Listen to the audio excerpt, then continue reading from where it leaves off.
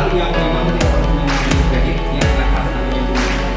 Bunga ini akan mengurangi pembayaran orang itu yang masuk dalam tanggal uang. Kalau yang Bapak Ibu yang Bapak maksud tadi namanya bunga. Bunga ini merupakan sanksi yang diberikan oleh kredit apapun yang berisi bank ataunya sehingga konsumen ini masih pada Assalamualaikum warahmatullahi wabarakatuh. Ketemu lagi sama Komar. Saat ini Komar berada di kantor utama Pesona Kahuripan ya teman-teman. Kantor yang ini di belakangnya adalah kantor utama kita dari pengembang PT Hikmah Alam, perumahan Pesona Kahuripan. Nah, untuk lokasi kita berada di Kecamatan Kelapa Nunggal ya, lokasi kantornya di perumahan Pesona Kahuripan 1 di Blok L. Nah, untuk saat ini ya, tanggal 25 Februari, saat ini kita sedang mengadakan akad kredit Pesona Kahuripan 7 yang pertama, teman-teman. Nah, di sini kebetulan karena akad kreditnya adalah akad kredit massal, jadi untuk tempat akad kreditnya berada di aula dari kantor Pesona Kahuripan ya, teman-teman. Mari kita lihat ke dalam untuk proses akad kreditnya seperti apa. Terus juga kita tanya di sini yang akad kredit ada berapa puluh orang. Terus selama kegiatan akad kredit itu seperti apa sih? Ayo. Nah, ini kantor utama yang teman-teman di kantor utama Pesona Kahuripan Holding. Kita lagi ada akad kredit.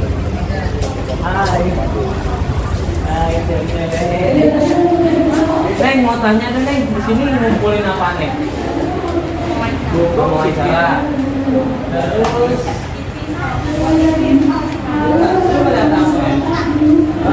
data apa lo? Cepat. Peserta akad. Data peserta akad ya. Ada berapa peserta akad? Untuk sekarang yang datang sih 49. Yang datang 49, keseluruhan 85. 85. Kenalin dulu ini siapa, Men? Nama saya Rizky. Ya. Nah, ini bagian apa? Apa aja sih? Apa? Ngebulak kapalnya lah pokoknya. Ren, mana kenal? Lihatin gue. Tim ngedata deh Sarwa. Tim KPR berarti nya. KPR. Total 85 yang udah datang 49 orang. Ini pewawancara ini apa? Perjanjian kredit. Berarti ngambil perjanjian kredit dulu di sini. Baru naik ke atas. Jadi di sini teman-teman, di sini ngambil perjanjian kredit dulu, buku biru Bank BTN sama berkas notaris, baru naik ke atas ngikutin acara akad kredit. Kita lihat ke atas saja. Makasih Ren.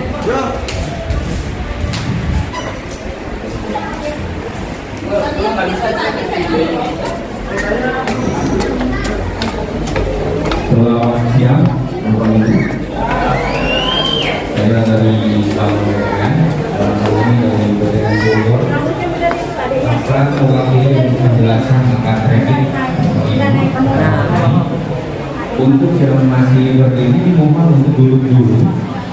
Nah, ini teman-teman acara prosesi akad kreditnya sedang berlangsung. Mas, Bisa kita mulai ya?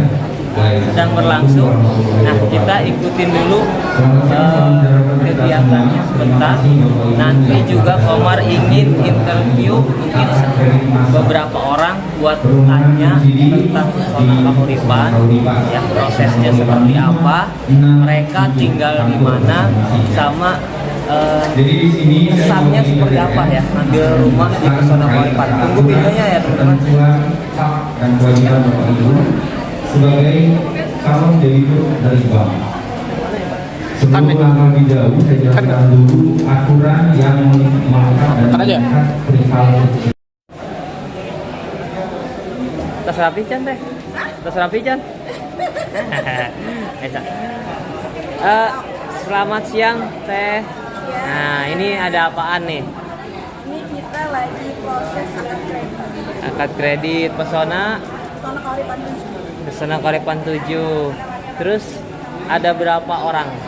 Kalau untuk yang akad kredit hari ini, yang khusus A dan A dan blok C. Kebetulan hari ini mungkin sekitar 100 orang hari ini, tapi nanti minggu depannya kita akan berkelanjutan akad kredit. Jadi ini akad kredit pertama dan Kredit pertama awal. kelanjutan ya. Kita nanti setiap minggu kita akan ada akad kredit. Setiap minggu karena blok A blok C juga belum akad semua ya teh. Nah, Blok kalau blok A blok C kan harusnya ada 300 lebih, Hah? akad hari ini baru 100 orang kurang lebih. Nanti selanjutnya kita akan bertahap berdasarkan progres bangunannya. Jadi mungkin teman-teman kok saya udah sering juga kan di blok A dan C, kok belum diambil nih untuk akad kredit. Nah itu kita akan bertahap karena dilihat dari progres bangunannya. Kalau yang bangunan sudah jadi, kita akan kita undang dengan syarat uang rumahnya harus sudah lunas, itu wajib. Jadi ya biar bangunannya sudah ada, sudah selesai, tapi uang rumahnya belum lunas, itu nggak kita pakai uang. Teh kasih pesen dong teh buat yang ngajuin perumahan ya, buat teman-teman rumah itu penting nggak gitu.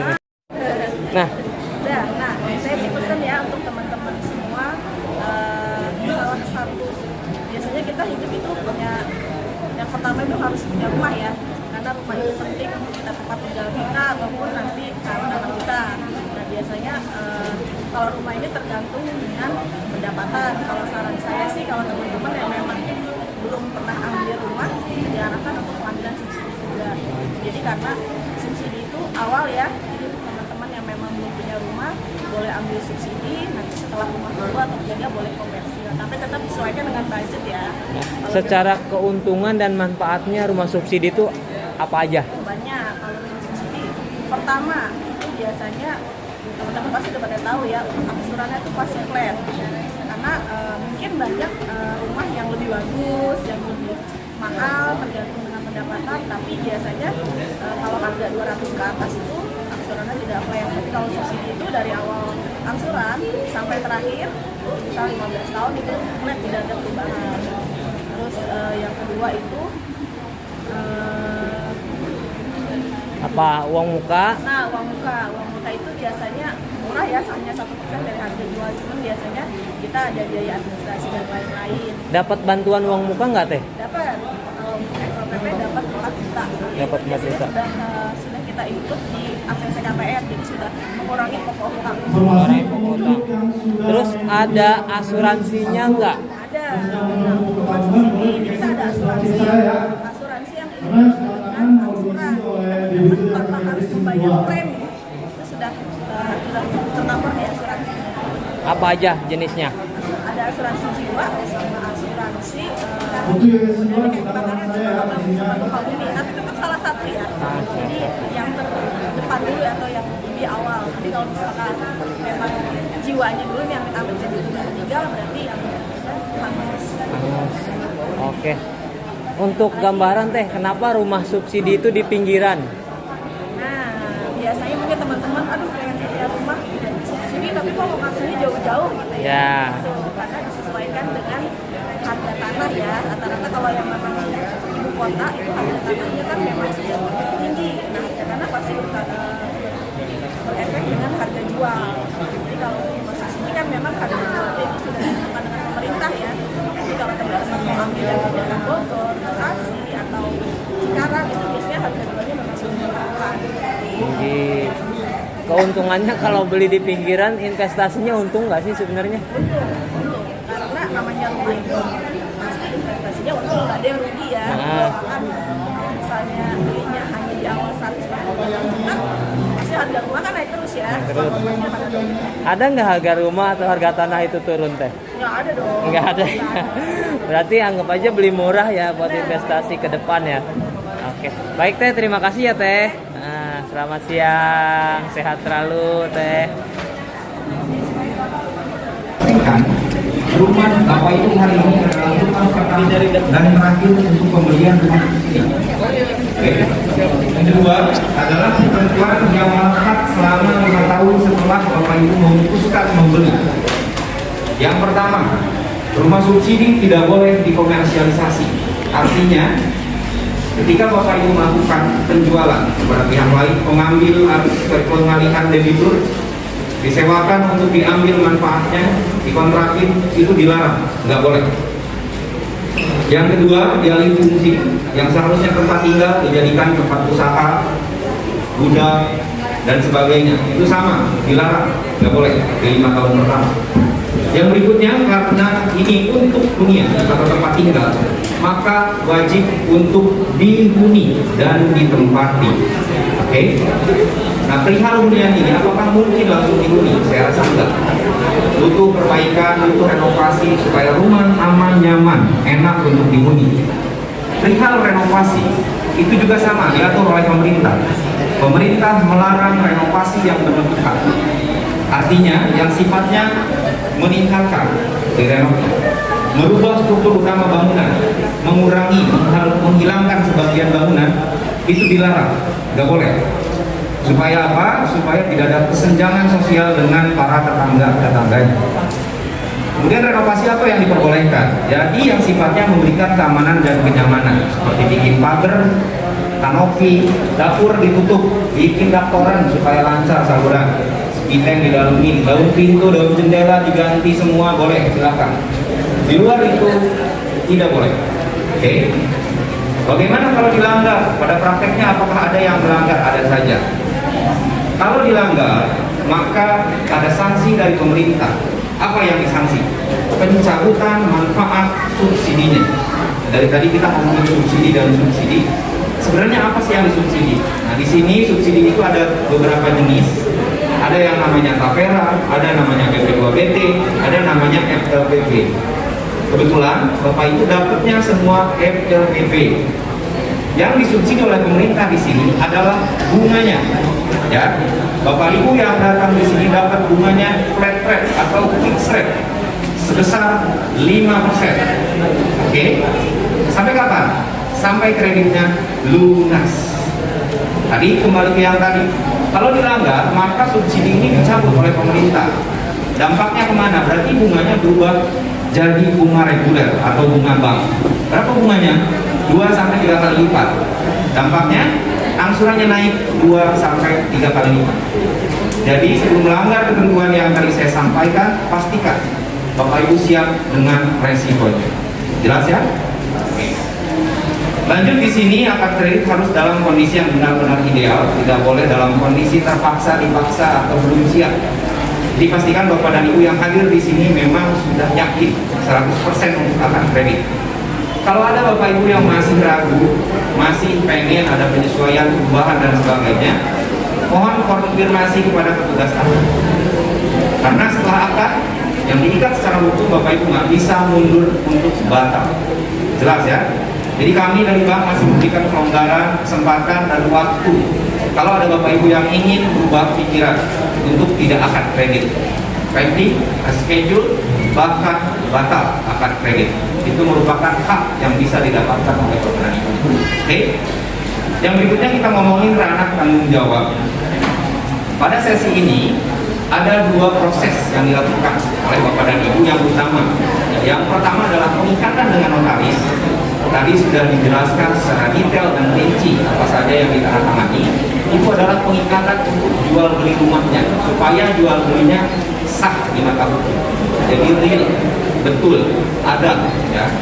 Yang berikutnya adalah pengikatan dengan bank, namanya akad kredit yang dituangkan dalam akta perjanjian kredit yang nanti akan ditandatangani oleh Bapak dan Ibu.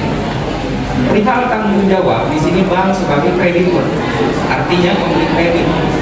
Jadi ranah tanggung jawab bank melekat dan mengikat selama Bapak Ibu nyicil adalah terkait dengan kredit, berarti perihal surat cicilan, pembayaran, komplain klaim yang terkait dan melekat dengan itu menjadi tanggung jawab BTN sebagai pemilik kredit. Sedangkan urusan masalah jual beli dalam hal ini adalah rumah yang Bapak Ibu beli. Berarti kalau kita ngomongin rumah, ngomongin bangunan, ngomongin tanah, sarana prasarana, berikut legalitas. Legalitas yang dimaksud ada 2. Legalitas untuk tanah namanya sertifikat. Legalitas untuk bangunan namanya izin mendirikan bangunan atau namanya sekarang berubah atau berkonversi menjadi PBG, persetujuan bangunan gedung. 2 hal itu yang harus nanti dipegang dan didapatkan oleh Bapak dan Ibu sebagai pengakuan utuh dan penuh Bapak Ibu punya rumah. Jadi kalau cuma punya rumah tapi nggak punya dokumen legalnya, nggak dianggap punya rumah. Jadi pastikan itu Bapak Ibu dapatkan. Kapan dapatnya? Jelas setelah kreditnya lunas atau dilunas. Nah, perihal rumah merupakan tanggung jawab dari penjual, yaitu developer. Artinya, komplain-klaim perihal bangunan, sarana prasarana silakan ke masing-masing pihak. Jelas ya? Yang berikutnya kita ngomongin syarat akad. Ada 3 syarat akad utama, Bapak Ibu bisa dianggap sah akad kredit. Yang pertama masalah data diri, pastikan Bapak Ibu bawa aslinya, KTP, KK dan sebagainya, surat nikah. Pastikan data-data yang ada di dokumen-dokumen tersebut sudah clear dan final. Jadi kalau ada Bapak Ibu yang datang hari ini, ada yang masih tanggal lahirnya salah, namanya salah, statusnya masih belum jelas, ya, maksudnya gimana? Contoh, misalkan ada Bapak Ibu yang datang dalam hal ini masih dalam proses perceraian, itu berarti belum jelas. Oke, tolong pastikan itu. Karena kalau salah, berarti nanti legalitas sertifikatnya ikutan salah. Jadi kalau misalkan ada yang namanya masih mau dibenerin, diperbaiki, jangan angkat dulu. Ya, jadi supaya menghindari sertifikatnya ada kesalahan. Oke. Yang berikutnya pastikan Bapak Ibu yang datang adalah benar orang yang akan dan ingin akan, tidak boleh mewakili orang lain, menjadi joki untuk orang lain, atau menjadi figur untuk orang lain. Karena saya jamin yang dirugikan adalah Bapak Ibu, karena resikonya akan melekat seumur kredit. Jadi kalau kreditnya 10 tahun, 15, 20 tahun, yang melekat seumur itu. Oke? Yang berikutnya untuk yang nikah, penting pastikan bahwa pasangan yang benar, yang sah, dilarang bawa pemain cadangan. Oke? Karena hal begini, benar, karena faktanya ada, ya. Jadi pastikan itu, karena yang sah lah yang punya hak utuh atas rumah yang Bapak Ibu beli. Kecuali Bapak Ibu punya perjanjian pranikah atau perjanjian pisah harta. Ada? Ada yang punya pisah harta? Enggak ada. Oh, bagus ya. Oke, lanjut. Yang berikutnya adalah masalah rumah. Perihal rumah, pastikan Bapak Ibu yang datang sudah cek lokasi, tahu rumahnya di mana, tahu bangunnya di mana. Pertanyaan saya, Bapak Ibu sudah datang semua belum? Ada yang belum ke lokasi yang datang? Ada? Ada yang belum ke lokasi? Udah semua? Oke. Pastikan semuanya sudah datang ke lokasi, sudah tahu bloknya, pastikan rumahnya ada dan terbangun. Oke. Nanti dicocokkan dengan dokumen perjanjian kreditnya, apakah bloknya benar atau tidak. Kalau ada kesalahan dalam dokumen, mohon konfirmasi kepada pihak bank supaya nanti kita lakukan koreksi. Karena kalau setelah akad nggak bisa dikoreksi. Oke? Yang berikutnya adalah masalah biaya. Bapak Ibu diminta bayar biaya untuk akad kredit kurang lebih sebesar 2-3 juta. Dana itu harus dimasukkan ke rekening tabungannya masing-masing. Betul ya? Hari ini dananya udah ada di rekening. Nah, dana itu dilarang untuk dilakukan penarikan kembali. Jadi kalau udah dicemplungin 3 juta, Bapak Ibu tarikan 1 juta, nah itu salah. Kalau Bapak Ibu melakukan hal seperti itu, kita anggap Bapak Ibu membatalkan proses akad kredit ini. Jadi akad kredit ini kita anggap batal atau gugur. Jelas? Rincian biayanya untuk apa? Jelas, untuk biaya proses akad. Yang berikutnya di situ ditulis, ada tulisannya angsuran pertama. Nah, angsuran pertama di situ konteksnya adalah sebagai cadangan angsuran selama Bapak Ibu nyicil. Jadi belum terbayarkan 1 kali cicilan untuk cicilan pertama. Oke, jelas ya. Ada pertanyaan sebelum saya lanjut? Perihal kewajiban dan hak, angkat tangan jangan sungkan. Tidak ada? Oke, nanti saya jelaskan. Ada lagi? Saya tampung dulu, boleh?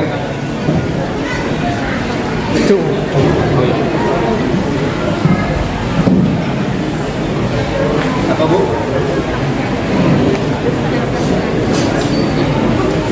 Baik, silakan. Yang lain Biar yang lainnya tahu. Mau persen dan tadi yang berarti yang saldo kan yang di rekening BTN itu yang ada masuk 3 juta sekian itu berarti diblokir itu untuk itu ya yang cicilan pertama itu. Baik, jadi yang dana di rekening itu sebenarnya ada 2, ada tulisannya angsuran pertama, kemudian ada provisi, admin dan sebagainya.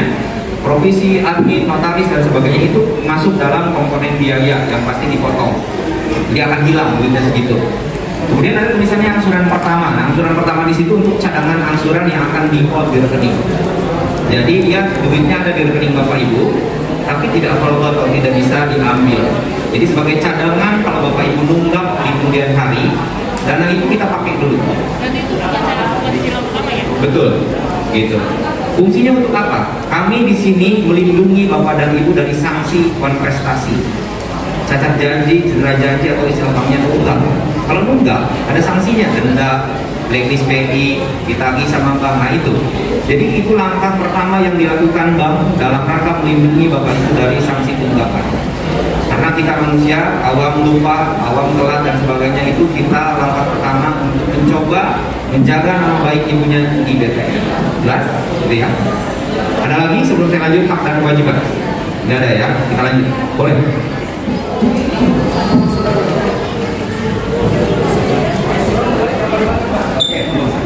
Nanti saya jelasin.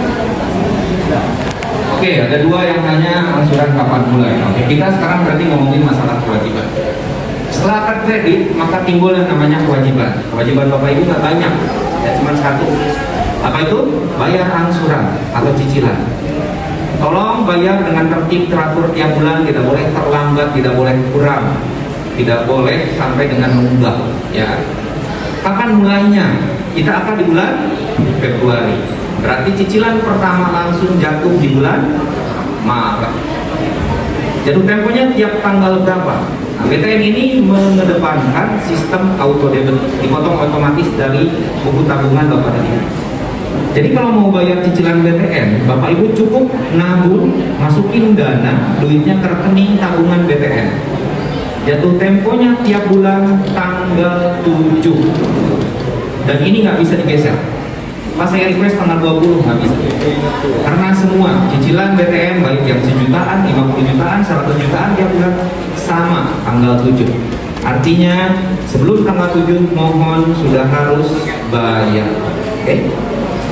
Karena penggunaan buku dan kartu sebagai alat pembayaran, maka Bapak Ibu diharuskan membayar biaya administrasi bulanan sebesar 13.500.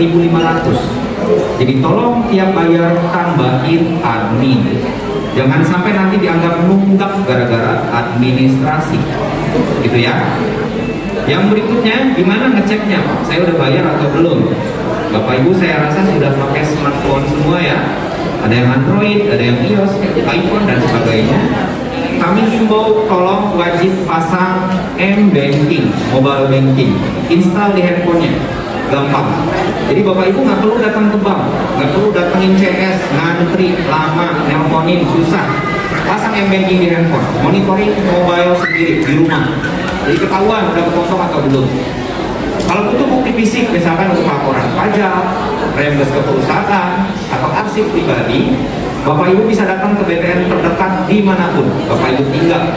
Bapak Ibu bisa print namanya rekening tabungan BTN, atau print namanya rekening koran KPR. Itu bisa. Di situ informasinya lebih jelas, lebih detail. Kalau butuh bukti fisik, oke? Yang berikutnya kita ngomongin buat prestasi, cacat janji, cedera janji ketika Bapak Ibu nggak mau bayar, telat bayar, sengaja nggak dibayar atau nunggak. Ketika terjadi, maka bank akan memberikan sanksi ya, baik yang sifatnya material ataupun imaterial. Sifatnya material adalah denda yang diberikan oleh bank sebesar 1,5% dari tunggakan angsuran dihitung per hari. Jadi per hari terus nambah 1,5% dari tunggakan per bulan. Billing tagihan keluar di bulan berikutnya. Contoh, bulan ini baru bayar tanggal 20, berarti dari tanggal 8 sampai tanggal 20 itu nunggak. Hitung 1,5 dari tunggakan. Nanti bulan depan berarti bayarnya angsuran plus admin plus denda. Oke? Yang berikutnya adalah blacklist BI dan OJK. Saya rasa Bapak Ibu sudah familiar pembahasan ini. Jadi kalau Bapak Ibu nunggak, kita laporkan ke BI, ke OJK. Jadi nama baik Bapak Ibu dipertaruhkan. Dan saya jamin kalau udah di blacklist kredit subsidi, Bapak Ibu nggak bisa ngambil kredit apapun lagi. Kenapa? Karena kredit subsidi itu adalah kredit paling murah. Ketika dikasih kredit murah aja nunggak, apalagi yang lebih mahal, gitu ya. Oke, tolak ukurnya di situ. Yang berikutnya, bank punya hak untuk melakukan tindak lanjut penagihan kepada Bapak dan Ibu, baik itu nelpon, datang langsung, tempat tinggal, alamat KTP, alamat rumah, didatengin, artinya nggak nyaman untuk Bapak dan Ibunya ya. Di sini bank juga punya hak untuk memberikan peringatan dalam bentuk lisan maupun tertulis, namanya SP, surat peringatan. kita berikan sampai 3 kali tergantung dari kadar tunggakan yang Bapak Ibu lakukan. Dan itu berbarengan dengan pembinaan dari bank, seperti penempelan stiker, plat, semprot, dan sebagainya. Yang terakhir, kalau nunggak melebihi 4 bulan sampai dengan kondisi macet, ya nggak bayar-bayar, tidak ada itikat baik kepada bank, maka hal terburuk yang Bapak Ibu dapatkan adalah eksekusi. Rumah kita ambil alih, rumah kita minta dikosongkan, dan bank punya hak untuk melakukan penjualan kembali atau lelang. Kalau itu terjadi, konsumen nggak dapat apa-apa. Rumah hilang, duit nggak balik, nama udah jamin blacklist. Jadi sebelum nunggak, Bapak Ibu pikirkan resiko ke depannya. Oke? Baik, jelas Pak? Ada lagi yang bertanya? Boleh.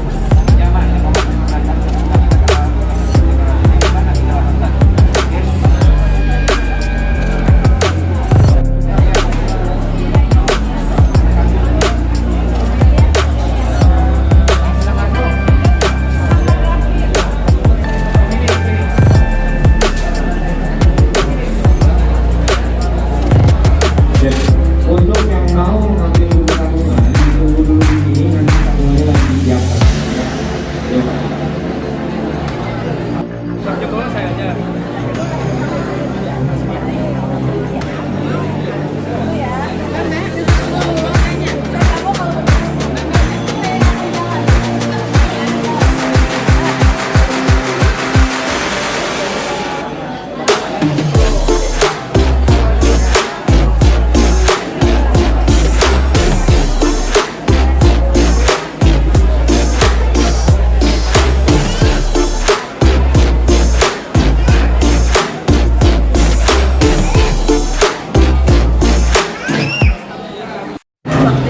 Ya, selamat siang Mas, Ibu.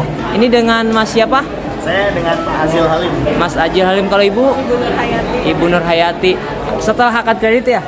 Ah, ini boleh tahu nggak tinggal di mana saat ini? Saya tinggal di Depok. Depok. Kalau untuk kerjanya? Saya ini wirausaha. Wirausaha. Pengajuan wirausaha mudah nggak Pak? Mudah. Di seperti apa pelayanan kita Pak? Pelayanannya bagus, marketingnya itu sangat responsif. Responsif. Bagus sekali. Karena kita juga waktunya terbatas, ya. Untuk pengajuan itu bisa via WA, kita telepon, gitu. Yang penting kita juga selalu respon dengan marketing aja. Berarti pengajuan usaha itu mudah ya Pak ya? Nah, berarti buat teman-teman yang usaha juga boleh ya Pak ya, rekomendasi ya pengajuan KPR ya? Pengajuannya itu sangat gampang. Sangat gampang. Prosesnya juga mudah. Prosesnya mudah. Kalau untuk rumahnya sendiri Pesona Kauripan seperti apa Pak? Kalau untuk perumahan Pesona Kauripan, saya kan dapatnya di Pesona Kauripan APK 7, itu rumahnya bagus. Udah gitu untuk progresnya itu cepat. Progresnya cepat. Dari pertama saya datang itu kan saya survei di Desember. Nah, di bulan Februari itu saya datang lagi udah jadi. Udah jadi. Cepat sekali. Berarti puas ya Pak ya? Puas. Oke, terima kasih Pak. Ya, Ibu terima kasih. Moga berkah rumahnya Bu ya. Ya, amin. Ya.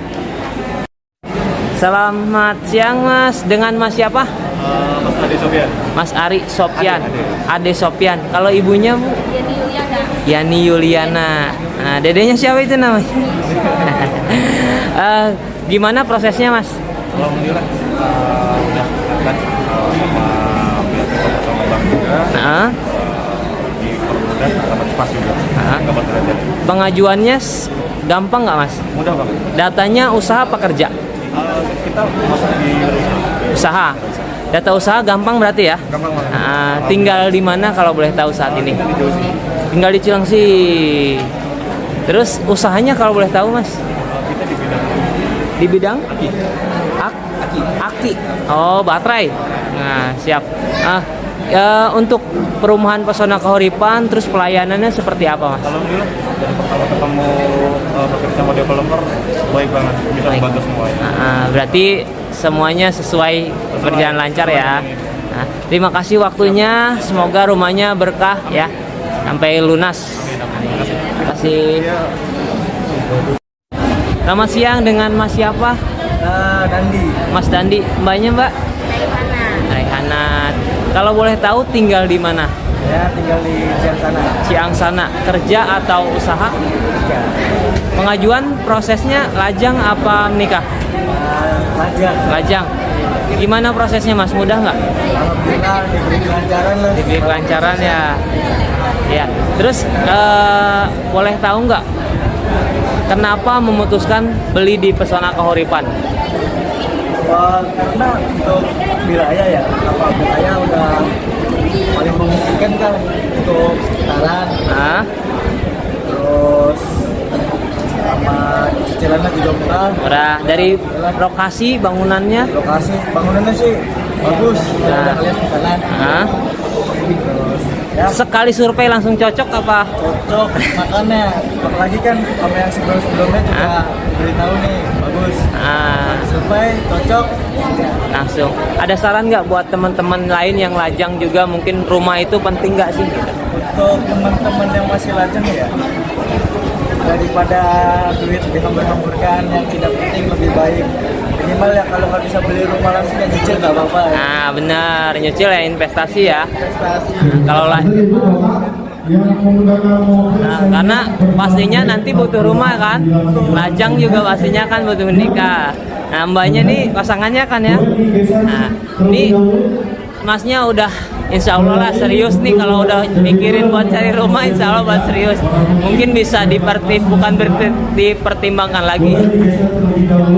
Ya semoga hubungannya lah berjalan dengan langgeng sampai dengan kalau jodoh ya menikah ya, amin gitu, lancar semuanya. Terima kasih waktunya ya. Nah. Selamat siang Mas, dengan Mas siapa ini? Ilham Heriatna. Ilham Ilham Heriatna. Heriatna. Asli mana? Asli Tebet. Asli Tebet. Terus pengajuannya menikah apa lajang? Lajang. Lajang. Iya. Usia sekarang berapa Mas? 24. 24. Terus kenapa memutuskan buat punya rumah Mas? Keinginan aja, karena kan kalau nggak diangsur suka lama punya rumah. Jadi pengen aja dan cepat kita pakai kredit di Kahuripan. Tahu informasi dari mana? Jalan-jalan waktu itu nggak sengaja. Nggak sengaja. Kalau informasi nggak ada, cuman kebetulan lewat ada marketing, ya udah saya langsung tanyain. Berarti emang lagi nyari ya, Emang jalan-jalan lagi nyari. lagi nyari. Terus pengajuannya seperti apa? Mudah enggak? Mudah banget, gampang. Nanti diarahin tuh sama marketingnya sampai akhir akad ini. Pengajuannya usaha apa? Usaha apa kalau boleh tahu Mas? Dagang baju. Di bidang pakaian. Pakaian, ya. Fashion ya mungkin ya. Fashion. Fashion ya. Nah, buat teman-teman yang usaha mungkin ada pesan Mas bahwa pengajuan KPR itu mudah apa sulit gitu. Jadi buat teman-teman yang usaha, entah itu usaha apa aja ya, itu gampang banget teman-teman, karena udah ada peraturannya. Kalau pengusaha itu bisa buat ngajuin KPR. Jadi nggak cuman orang yang kerja aja ya. Nggak harus kerja, jadi pengusaha pun dipermudah teman-teman. Terus juga usia mungkin berpengaruh ya. Usia berpengaruh. Mas ini kan usia 24, ada penghasilan, data pekerjaan jelas ya. Jadi prosesnya mudah. Berarti buat teman-teman yang memang usianya relatif muda juga udah kepikiran pengen punya rumah, langsung aja ya. Terus menurut Mas Pesona Kahuripan seperti apa? Pembangunannya cepat, terus rapi juga, tersusun, strukturnya tuh udah bagus deh menurut saya. Pelayanannya super duper. Udah jelas ya, jadi nggak usah terkecoh lagi, nih udah ada alurnya nanti ketika ketemu sama marketingnya. Oke, siap. Terima kasih banyak Mas waktunya ya. Semoga rumahnya berkah, ya lancar sampai lunas. Amin. Ya. Selamat siang Bang. Selamat siang kembali Pak Komar. Nah, ini dengan Bang siapa? Dengan Ardiansah. Ardiansah. Tinggal di mana Bang? Tinggalnya di Jakarta. Tempat tinggalnya Jakarta, Kelurahan Pegadungan, Kecamatan Kalideres. Kalideres, lumayan Jakarta Barat. Jakarta Barat. Nah, terus kerjanya di mana? Kerjanya di Puskesmas Security. Di Jakarta juga, Kebayoran Rama. Nah, ini pengajuannya lajang apa menikah? Lajang. Lajang. Nah, tujuan kenapa lajang udah kepikiran pengen punya rumah, Bang? Untuk mempunyai rumah sendiri. Rumah sendiri ya. Nah, pastinya juga untuk ke depan pengen berumah tangga kan ya? Betul. Investasi jangka panjang ya. Buat tinggal istri. Nah, prosesnya gimana Bang? Ya prosesnya ya Gampang nggak? gampang, sangat baik. Marketingnya. Nah, prosesnya gampang ya. Terus lama nggak prosesnya? Sangat cepat. Cepat ya, mudah. Terus sama lokasinya gimana? Lokasinya sangat bagus. Nah, cocok ya berarti. Strategis. Strategis. Sama bangunannya? Nah, bangunannya ya sangat bagus. Bagus. Terus kira-kira buat teman-teman ada nggak pesan yang masih pada bujang juga buat punya rumah gitu? Pesan aja. Yang masih sendiri, ada cepat mempunyai rumah, jangan kebanyakan kontrak mulu, mempunyai rumah sendiri, itu pesannya. Ya, lebih enak ya, nyaman Ya, kan lebih ya. nyaman. Terus juga investasi. Lebih bagusnya tempat tinggal rumah sendiri lah. Membanggakan orang tua ya. Baik Bang, itu aja Bang untuk interviewnya. Terima kasih banyak Bang Ardiansah ya. Siap. Semoga rumahnya lancar, berkah lah sampai lunas ya Bang. Amin. Ya, Bang. Makasih Kang Komar. Siap.